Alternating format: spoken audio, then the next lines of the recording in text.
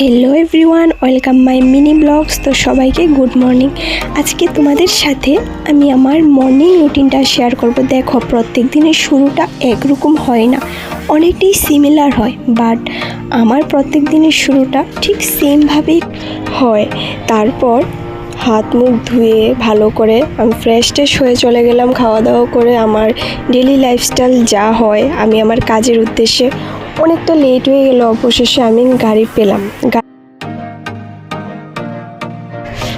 So চলে আসলাম আমি যে জায়গাতে কাজ করি। এই জায়গাতে এসে দেখি টেবিলের উপর অনেকগুলো ময়লা ধুলোবালু পড়ে রয়েছে। তো এগুলিকে ভালোভাবে আমি ক্লিন করলাম, মুছে টুছে একদম সুন্দর করে ফ্রেশ করে দেখলাম যে কয়জন পেশেন্ট আছে আজকে বা কালকে কয়জন ছিল।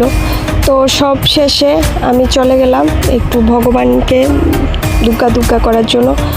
সো ভালোভাবে সব কিছু নিট অ্যান্ড ক্লিন করে ভগবানকে আমি ধূপ দেখিয়ে আমি আমার কাজ শুরু করলাম।